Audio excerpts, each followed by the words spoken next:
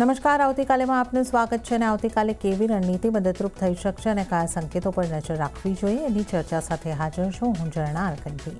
આવતીકાલના market પર ચર્ચા કરતા પહેલા આજના મુખ્ય સમાચાર પર નજર કરી લઈએ. નિફ્ટીની વીકલી એક્સપાયરી પર મોટા ઘટાડા સાથે બજાર બંધ. નિફ્ટીનું 23,850ના સ્તરની નીચે ક્લોઝિંગ. બેંક નિફ્ટીમાં 750 પોઈન્ટનો ઘટાડો. મિડ કેપ અને સ્મોલ કેપ શેર્સમાં વેચવાલી. આજે આઈટી મેટલ શેર્સ માર્કેટમાં બનાવી રહ્યા છે દબાણ. બંને જ ઇન્ડેક્સ આશરે 2 થી 3% ઘટ્યા. પીએસયુ સાથે વાત કરીએ તો auto, PSU bank, realty, FMCG શેર્સમાં પણ ઉપલા સ્તરેથી આવ્યું દબાણ. પણ ફાર્મા, હેલ્થકેર શેરમાં સારી ખરીદદારી. આ તરફ કેન્સરની દવાના પ્રોડક્શન માટે યુએસ એફડીએના સંપર્કના સમાચારથી અલ્કેમ, સિપ્લા અને ઝાયડસ લાઇફમાં ઉછાળો. સાથે જ અન્ય ફાર્મા સેટ્સમાં પણ સારી ખરીદદારી. નિફ્ટી ફાર્મા ઇન્ડેક્સ 1% જેટલો ઉછળ્યો. નબળા બજારમાં પણ આજે મીશો અને ઇન્ફોએજમાં રહી જોરદાર તેજી. સિટીના બુલિશ રિપોર્ટથી મીશોમાં રહી લગભગ 8%ની તેજી, તો એઆઈ ઇન્વેસ્ટમેન્ટ પર મેનેજમેન્ટની પોઝિટિવ કમેન્ટ્રી બાદ ઇન્ફોએજમાં પણ આવ્યો લગભગ 3%નો ઉછાળો. અને અદાણી ઓપરેટેડ મુન્દ્રા એરપોર્ટના નવા ટર્મિનલનું ઉદ્ઘાટન. અમારી સાથે એક્સક્લુઝિવ વાતચીતમાં બોલ્યા જીત અદાણી. સરકાર નવા 11 એરપોર્ટ્સની બિડિંગ પ્રોસેસમાં લેશે હિસ્સો. 5 વર્ષમાં એરપોર્ટ ડેવલપમેન્ટ પર 1 લાખ કરોડના રોકાણની યોજના. ત્યારે આજની માર્કેટ એક્શનની વાત કરી લઈએ તો આજે માર્કેટમાં ખાસો મોટો ઘટાડો જોવા મળ્યો છે અને આજે માર્કેટ લગભગ દિવસના નીચલા સ્તરની આસપાસ બંધ થતા જોવા મળ્યા છે. શરૂઆત કરીએ સેન્સેક્સથી. સેન્સેક્સમાં પણ આપણને દબાણ સાથેનું ક્લોઝિંગ જોવા મળ્યું છે. 1.16%ના દબાણ સાથે સેન્સેક્સ 76,200 ઉપર બંધ થયો છે. નિફ્ટીની જો આપણે વાત કરી લઈએ તો 1.16%નું દબાણ નિફ્ટીમાં પણ બન્યું છે અને 23,824 ઉપર નિફ્ટીનું ક્લોઝિંગ થતાં આપણે જોઈ શકીએ છીએ. મિડ કેપમાં જોઈ લઈએ તો મિડ કેપમાં પણ 1%ની આસપાસનું દબાણ બન્યું છે અને મિડ કેપ પણ 62,070 ઉપર બંધ થતો જોવા મળ્યો છે. સાથે જ સ્મોલ કેપમાં પણ આજે આપણને દબાણ સાથેનું જે ક્લોઝિંગ જે છે એ જોવા મળ્યું છે અને 18,805 ઉપર જે દબાણ સાથેનું ક્લોઝિંગ. નિફ્ટી સ્મોલ કેપમાં 0.48%ના દબાણ સાથેનું ક્લોઝિંગ. બેંક નિફ્ટીમાં અંડર પરફોર્મન્સ જોવા મળ્યું છે. 1.30%નું દબાણ બેંક નિફ્ટીમાં 57,183 ઉપર બેંક નિફ્ટીનું ક્લોઝિંગ થયું છે. એડવાન્સ ડિક્લાઇન રેશિયો નેગેટિવ રહ્યો છે 1:2.65નો, એટલે કે માત્ર 855 શેર એવા રહ્યા કે જે લીલા નિશાનમાં બંધ થયા છે અને એની સામે 2,270 સ્ટોક્સ એવા રહ્યા કે જે દબાણ સાથે લાલ નિશાનમાં બંધ થતા જોવા મળ્યા છે. હવે આપણે વાત કરી લઈએ આજના ટોપ લૂઝર અને ટોપ ગેનર્સની. ટોપ લૂઝરથી શરૂઆત કરીએ. ઇન્ફોસિસ આજનો ટોપ લૂઝર છે. 3.39%નું દબાણ ઇન્ફોસિસે દર્શાવ્યું છે. ટીસીએસ 3.21%ના દબાણ સાથે બંધ થયો છે. અદાણી એન્ટરપ્રાઇઝ 3.16%ના દબાણ સાથે બંધ થતો જોવા મળ્યો છે. આ ઉપરાંત વિપ્રો, જેએસડબલ્યુ સ્ટીલ અને ટાટા સ્ટીલ અહીંયા પણ 3.25%થી લઈને 3.25%ના દબાણ આજે આપણને બનતા જોવા મળ્યા છે. હવે આજના નિફ્ટીના ગેનર્સ વધનારા સ્ટોક્સ કયા રહ્યા છે. સિપ્લાની ગઈકાલની મજબૂતી આજે યથાવત રહી છે. 1.25%ની મજબૂતી સાથે આજે પણ સિપ્લામાં ક્લોઝિંગ. ડોક્ટર રેડ્ડીઝ 0.82% મજબૂત અને પાવરગ્રીડ 0.5% મજબૂતી સાથે બંધ થવામાં સફળ રહ્યો છે. આ ઉપરાંત એક્સિસ બેંક, સન ફાર્મા અને અપોલો હોસ્પિટલમાં 5%ની આસપાસની મજબૂતી સાથેના ક્લોઝિંગ જોવા મળી રહ્યા છે. તો આપણે જોઈ લીધા છે ટોપ ગેનર્સ અને ટોપ લૂઝર્સ નિફ્ટી 50ના. હવે આવતીકાલના બજારની ચર્ચા કરીશું અને આ ચર્ચામાં આપણી સાથે જોડાઈ રહ્યા છે એલકેપી સિક્યોરિટીઝના વત્સલ ભુવા. વત્સલજી, સ્વાગત છે આપનું સીએનબીસી બજાર પર. Good evening. અને આજે આપણે જોઈએ તો માર્કેટમાં મોટો ઘટાડો છે. લગભગ દિવસના નીચલા સ્તરોની આસપાસ 23,824 પર નિફ્ટીનું ક્લોઝિંગ છે. તો આપ હવે નિફ્ટીને કઈ રીતે જોઈ રહ્યા છો? જે એક મજબૂતી હતી એને બ્રેક લાગી ગઈ અને એક મોટો ઘટાડો આજે દેખાઈ રહ્યો છે. તો હવે આગળ નિફ્ટીની ચાલ આપને કેવી લાગી રહી છે? સૌથી પહેલા ગુડ આફ્ટરનૂન જર્નાજી. તો વાત કરીએ નિફ્ટી ઇન્ડેક્સની, તો આજે નિફ્ટીએ એક બેરિશ કેન્ડલસ્ટિક, એક મોટી બેરિશ કેન્ડલસ્ટિક સાથે આજે આપણને નિફ્ટીમાં ક્લોઝિંગ જોવા મળ્યું છે. હાલાકી 23,900 સુધી નિફ્ટી આવી શકે એમ હતું, એ એક્સપેક્ટેશન હતી, પણ એક્સપેક્ટેશનથી થોડું વધારે આપણને ડાઉનસાઇડ જોવા મળ્યું છે. હાલાકી આમાં ગ્લોબલ સેલ ઓફનો પણ આપણે એક કોન્ટ્રીબ્યુશન આપણે જોઈ શકીએ એમ છે, કારણ કે તમે તાઇવાન ઇન્ડેક્સ જુઓ, કોસ્પી ઇન્ડેક્સ જુઓ, કે પછી તમે જાપાનીઝ ઇન્ડેક્સ નીકે જુઓ, તો ત્યાં એશિયન માર્કેટ્સમાં આપણને સારું એવું સેલિંગ પ્રેશર જોવા મળ્યું છે. એ પ્રમાણમાં આપણને નિફ્ટીમાં ઓછું સેલિંગ પ્રેશર જોવા મળ્યું છે. હાલાકી પણ જે ટેકનિકલી જે એક બુલિશ વ્યૂ પોઈન્ટ હતો, તે હવે બુલિશથી થોડો ન્યુટ્રલ વ્યૂ પોઈન્ટ થઈ ગયો છે. અને હું એક બુલિશ વ્યૂ પોઈન્ટ ત્યારે જ રાખીશ જ્યારે નિફ્ટી 24,000ના લેવલ્સ પાછા રિક્લેમ કરે છે. તો ફિલહાલ એક ફોલોઅપ સેશન જરૂરી રહેશે. તો ફિલહાલ તો વેઇટ એન્ડ વોચ કરવું જોઈએ, કારણ એક સેશનનું, કારણ કે નિફ્ટીએ બહુ એક ક્રુશિયલ ઝોન ઉપર આપણને ક્લોઝિંગ જોવા મળ્યું છે, જે છે નિફ્ટીનો એક સપોર્ટ છે 23,750 થી 23,800. જો 23,750 તૂટે છે તો પછી મારા ખ્યાલથી કે પાછી આપણને નિફ્ટીમાં એક બેરિશનેસ જોવા મળી શકે એમ છે, એક બેરિશ બાયસનેસ જોવા મળી શકે એમ છે. તો ફિલહાલ તો કાલનું એક સેશન છે કાફી ક્રુશિયલ રહેશે. કાલ નિફ્ટીનું ફોલોઅપ સેશન કેવું છે એના ઉપર કમ્પ્લીટલી ડિપેન્ડ કરશે જે ડાયરેક્શનલ વ્યૂ પોઈન્ટ છે. તો ફિલહાલ તો 23,750 23,800નું એક સપોર્ટ છે. ઉપર રેઝિસ્ટન્સની વાત કરીએ તો 24,000 થી 24,050નો એક ઇમિડિયેટ બેસિસ પર રેઝિસ્ટન્સ છે. વાત કરી લઈએ બેંક નિફ્ટી ઇન્ડેક્સની, તો બેંક નિફ્ટી ઇન્ડેક્સમાં પણ એક લોંગ કેન્ડલસ્ટિક, બેરિશ કેન્ડલસ્ટિક સાથે આપણને ક્લોઝિંગ જોવા મળ્યું છે. બેંક નિફ્ટીએ 200 ડે ડીએમએ પાસે આપણને ક્લોઝિંગ જોવા મળ્યું છે, અને એક સપોર્ટ લેવલ પણ છે 57,000 57,100નો. ત્યાં જ આપણને બેંક નિફ્ટીનું ઓલમોસ્ટ ક્લોઝિંગ જોવા મળ્યું છે. તો બેંક નિફ્ટીમાં પણ એક ફોલોઅપ સેશનથી જ આપણને ખબર પડશે કે આગળની ચાલ કેવી રહી શકે એમ છે. ફિલહાલ 57,000નો એક સપોર્ટ છે અને 56,800નો એક સપોર્ટ છે. ઉપર રેઝિસ્ટન્સ 58,500 અને 58,800નો એક રેઝિસ્ટન્સ છે. સોરી, 57,800 58,000નો એક રેઝિસ્ટન્સ છે. ઓકે, તો અત્યારે નિફ્ટી, બેંક નિફ્ટી બંનેમાં જે અહીંયા આગળથી વત્સલજીની સલાહ બની રહી છે, થોડું વેટ એન્ડ વોચ કરો. આવતીકાલનું સેશન જે છે ખાસું ક્રુશિયલ રહેશે, અને જે સપોર્ટ લેવલની આપણે વાત કરી 23,750 23,800 જળવાય છે કે નહીં. જો 23,750 તૂટે છે તો વધારે ઘટાડો હાવી થઈ શકે છે. તો વેટ એન્ડ વોચની સલાહ. અહીંયા આગળથી જો આપણે વાત કરીએ સપોર્ટની, તો 23,750 અને રેઝિસ્ટન્સ 24,000 સુધીના બની શકે છે. અને એ જ રીતની બેંક નિફ્ટીમાં પણ વેટ એન્ડ વોચની જ સલાહ બની રહી છે. અહીંયા આગળ સપોર્ટ જે છે એ 57,000 56,800 અને ઉપરની તરફ 57,500થી 58,000 સુધીના જે રેઝિસ્ટન્ટ છે એ બનતા જોવા મળી શકે છે. તો વેટ એન્ડ વોચની સલાહ નિફ્ટી ઉપર વત્સલજીને.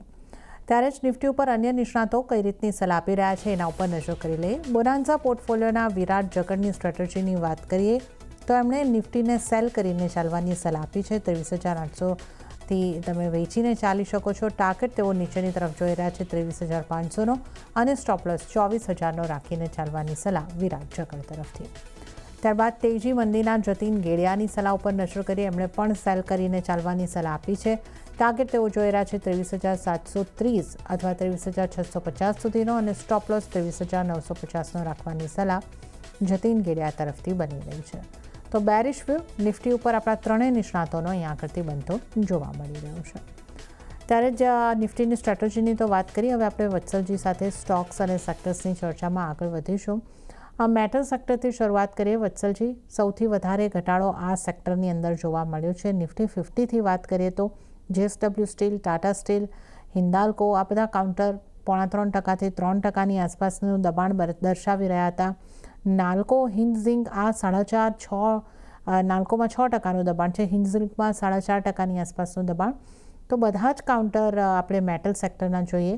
ખાસું પ્રેશર બતાવ્યું છે. તો મેટલ સેક્ટરમાં હવે શું કરવું જોઈએ? આટલા ઘટાડા બાદ કોઈ સ્ટોક પર આપનો કોઈ વ્યૂ બનશે?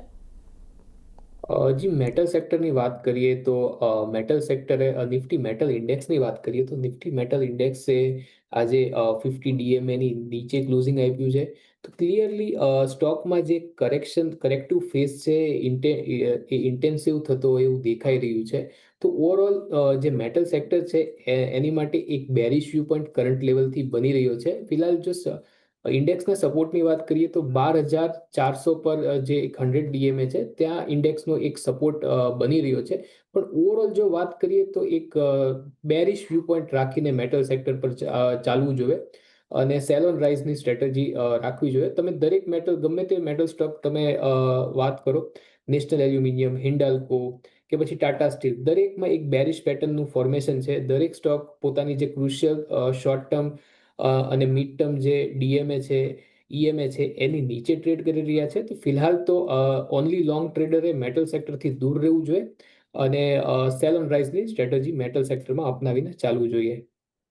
ઓકે, તો મેટલ સેક્ટરથી થોડું દૂર રહેવાની જ સલાહ છે અને પોઝિશન છે તો સેલ ઓન રાઇઝની સ્ટ્રેટેજી તમે મેટલની અંદર અપનાવીને ચાલી શકો છો. તો આપણે ખાસ કરીને મેટલની વાત કરી. હવે આઈટી સ્ટોક્સની વાત કરી લઈએ. આઈટી સેક્ટરમાં પણ આપણને ભારે દબાણ જોવા મળ્યું છે અને આઈટી સેક્ટરમાં લગભગ એક સ્ટોકને બાદ કરતાં તમામ સ્ટોક આપણને દબાણ તરફ જોવા મળ્યા છે. એક OFSSનો સ્ટોક જે છે એ 1.25% મજબૂતી, બાકી આપણે જોઈએ ઇન્ફોસિસ, TCS, વિપ્રો બધામાં 3% કરતાં વધારેના દબાણ. તો આઈટી સેક્ટરમાં શું કરવું જોઈએ? એકમાત્ર સ્ટોક જે લીલા નિશાનમાં અને એ પણ 1.25%ની આસપાસની મજબૂતી સાથે બંધ થયો છે વત્સલજી, એના ઉપર પણ આપનો વ્યૂ લેવા માંગીશ. તો સૌથી પહેલા તો નિફ્ટી આઈટીની વાત કરીએ તો નિફ્ટી આઈટીમાં આપણને પાછું ઘટાડો આજના દિવસમાં જોવા મળ્યો છે. તો ઓવરઓલ જે વ્યૂ પોઈન્ટ છે એ બેરિશ છે, પણ ઇન્ડેક્સમાં એક સારો એવો સપોર્ટ બની રહ્યો છે 26,200 લેવલ પર. તો મને હજી 800 પોઈન્ટ જેટલી અહીંથી આઈટીમાં દબાણ મને લાગે છે. સેલિંગ ત્યાંથી 800 પોઈન્ટ હજી નીચે જઈ શકે એમ છે કરંટ લેવલ્સથી, પણ ત્યાં ઇન્ડેક્સનો એક સારો એવો સપોર્ટ બની રહ્યો છે. તો ઓવરઓલ જે વ્યૂ પોઈન્ટ છે એ બેરિશ જ છે. 26,200નો એક સપોર્ટ છે ઇન્ડેક્સ માટે અને ઉપર જો રેઝિસ્ટન્સની વાત કરીએ તો 27,500નો એક રેઝિસ્ટન્સ બની રહ્યો છે. વાત કરી લઈએ OFSSની સ્ટોકની સ્પેસિફિકલી. તો OFSS સ્ટોકની વાત કરીએ તો સ્ટોકમાં સ્ટ્રેન્થ આપણને દેખાઈ રહી છે. જે નિફ્ટી આઈટી છે એના કમ્પેરમાં આપણને OFSSમાં એક સારી એવી સ્ટ્રેન્થ દેખાઈ રહી છે. સ્ટોકે પોતાની 20 DMAની ઉપર ક્લોઝિંગ આપ્યું છે અને ઓવરઓલ એક ચાર્ટમાં એક બુલિશ પેટર્ન બની રહી છે, જ્યાં સ્ટોકે જે ટ્રેન્ડ લાઇન છે ત્યાં સપોર્ટ લીધો છે અને ઓવરઓલ આપણને એક બુલિશ સેટઅપ દેખાઈ રહ્યું છે. તો OFSS ઉપર વ્યૂ પોઈન્ટ બુલિશ બની રહ્યો છે.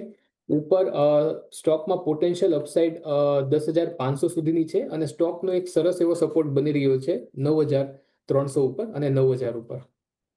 અને હવે સૌથી પહેલાં ટ્રેડિંગ કોલ્સ જાણી લઈએ આપના. તો આજે ખાસો એવો ઘટાડો, હવે કયા સ્ટોક પર કઈ રીતનો આજે આપની સલાહ બનશે, કયા સ્ટોક્સ પર? તો મારા 2 સ્ટોક રહેશે. સૌથી પહેલા તો ઓરો ફાર્મા રહેશે, ઓર્બિંદો ફાર્મા. તો સ્ટોકના ચાર્ટ સેટઅપની વાત કરીએ તો આપણને એક સારા એવા અપટ્રેન્ડ પછી સ્ટોક એક કરેક્ટિવ કોન્સોલિડેશન ફેઝમાં હતો.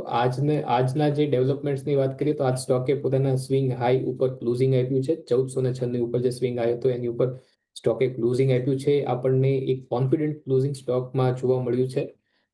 તો સ્ટોકમાં એક બુલિશ વ્યૂ પોઈન્ટ રાખીને એક બુલિશ બાયસનેસ સાથે સ્ટોકમાં ટ્રેડ કરી શકાય છે.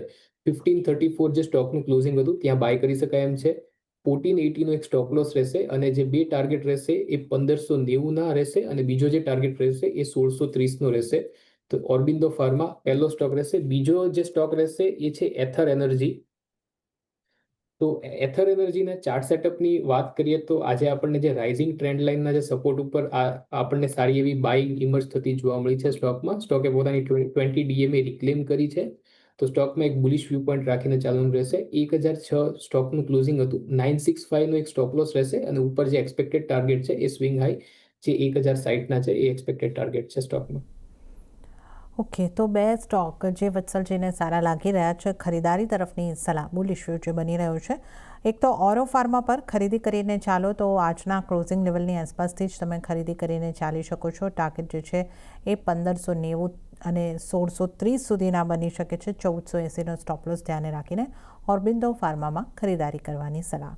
અને આ ઉપરાંત એથર એનર્જી પર પોઝિટિવ વ્યૂ વત્સલજીનો બની રહ્યો છે. ખરીદી કરીને અહીંયા પણ તમે ચાલી શકો છો.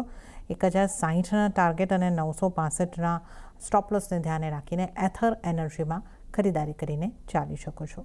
તો આપણે વત્સલજીના જે ટ્રેડિંગ કોલ્સ છે એની અહીંયા આગળથી ખાસ ચર્ચા કરી છે.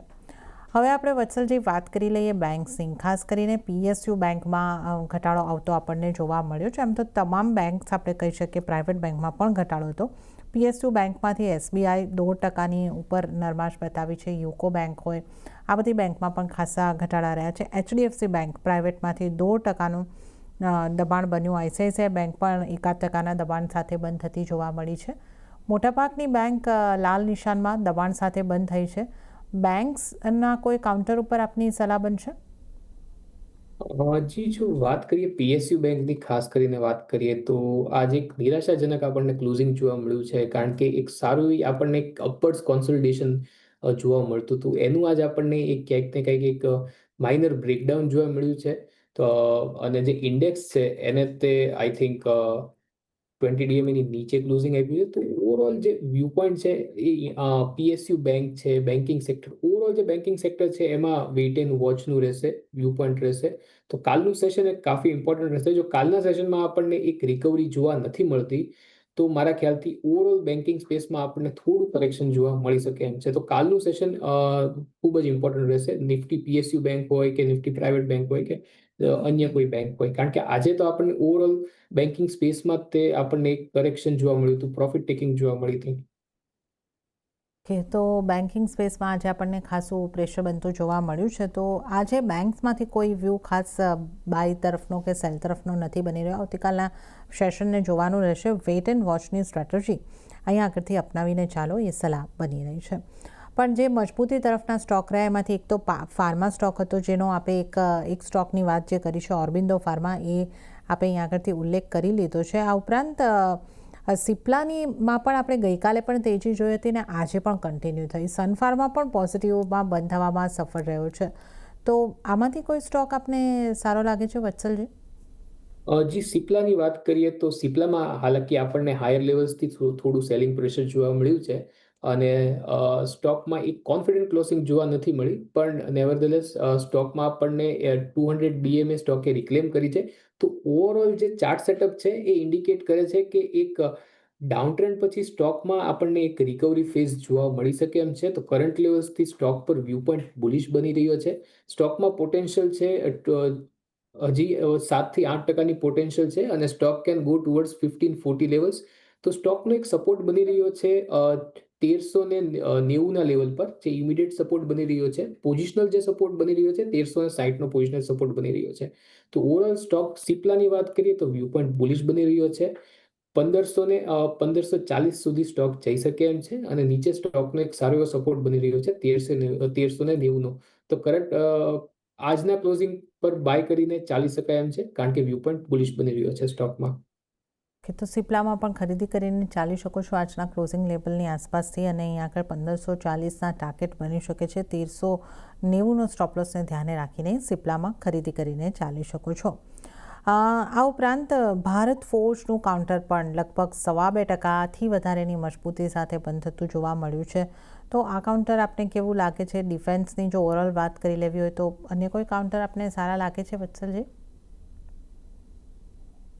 જી સૌથી પહેલા આપણે ભારત ફોર્જની વાત કરીએ તો ભારત ફોર્જમાં આપણને એક વેજ પેટર્ન જે એક રેઝિસ્ટન્સ મતલબ ચેનલ કહી શકીએ ચેનલનું આપણને એક બ્રેકઆઉટ જોવા મળ્યું છે ટેકનિકલ ચાર્ટમાં તો ઓવરઓલ જે વ્યૂ પોઈન્ટ છે એ બુલિશ બની રહ્યો છે આપણને એક નેક્સ્ટ લેગ ઓફ બાઇંગ સ્ટોકમાં જોવા મળી શકે એમ છે મોમેન્ટમ ઇન્ડિકેટર પણ સ્ટ્રેન્થ ઇન્ડિકેટ કરી રહ્યા છે તો ભારત ફોર્જ પર ઓવરઓલ વ્યૂ પોઈન્ટ બુલિશ બની રહ્યો છે સ્ટોકનો ઇમિડિયેટ સપોર્ટની વાત કરીએ તો 2100નો એક ઇમિડિયેટ સપોર્ટ છે પોઝિશનલ સપોર્ટની વાત કરીએ તો 2050નો પોઝિશનલ સપોર્ટ છે અને ઓવરઓલ અગર વાત કરેલી પોટેન્શિયલની તો સ્ટોક 2300 સુધી આપણને 2300ના લેવલ આપણને દેખાડી શકે છે શોર્ટ ટુ મિડ ટર્મમાં તો ઓવરઓલ વ્યૂ પોઈન્ટ બુલિશ બની રહ્યો છે આ લેવલ પર પણથી બાય કરી શકાય એમ છે 2050નો એક સ્ટોપ લોસ રાખવાનો રહેશે અને ઉપર જે ટાર્ગેટ છે 2300ને આપણે ટાર્ગેટ એક્સપેક્ટ કરીને ચાલી શકીએ એમ છે સ્ટોકમાં ઓકે તો ભારત ફોર્જમાં પણ એક બુલિશ વ્યૂ છે ખરીદારી કરીને ચાલી શકો છો 2050નો સ્ટોપ લોસ અને 2300 સુધીના ટાર્ગેટ માટે અહીં આગળથી ખરીદી કરીને